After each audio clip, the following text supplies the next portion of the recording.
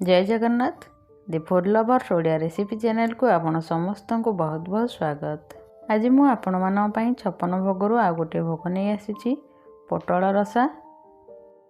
ताहले आसंतु प्रस्तुत करबा आज रेसिपी। ता पूर्व जदि चैनल को प्रथम कर आसी ताहले चैनल को प्लीज सब्सक्राइब कर दियंतु। तो पोटल रसा करबा पई देखंतु मु गोटा मसला रे दालचीनी लवंग जीरा धनिया एवं गुजराती नहीं तार गोटे पेस्ट बनै देछि। पोटल 7-8टा को काटिकी फ्राए कर घी 2 बड़ चामच हलदी गोटे चामच लुण स्वाद अनुसार नहीं फाळे नड़िया को बाटिकी नहीं जाइछि। तो प्रथमे गैस रो फ्लेम ऑन करी गोटे कढ़ाई नहीं जिबा गोटे चामच घी देदबा।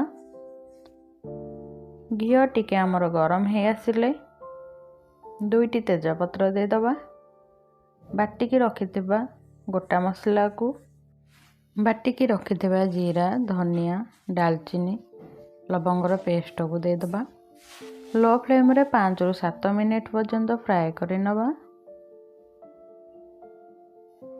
56 भोगरु 2टी भोग मु आपण मानक पई अपलोड कर देछि। जदि आपण माने देखि नाहंती ताले डिस्क्रिप्शन बॉक्स रे मु लिंक दे देबे आपण माने देखि परिबे।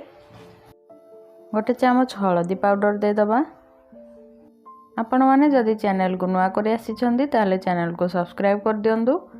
56 भोगर रेसिपी मु डिस्क्रिप्शन लिंक रे दे देछि आपण माने जाई देखंतु। तो एबे भाजी के रखिथिबा पोटल को दे दबा। पोटल को मसला सांगरे भलरे टिके कसाई नबा। पोटल टिके भाजी हे आसिले नड़िया बटा को दे दबा। अध कप पानी दे दबा भलरे सिझिबा पई। स्वाद अनुसार लुण दबा।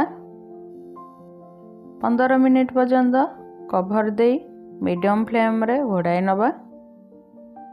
आपण माने घरे एही पोटल रसा प्रस्तुत करंतु एवं केमिति लागिला मते कमेंट करि जणांतु। 15 मिनिट पर देखंतु एबे हमर पोटल सिझी गलानी भल वासना मध्ये आसुची। घरे सियोर ए रेसिपीटी को प्रस्तुत करंतु केमिति लागिला हमू कमेंट करि जणांतु।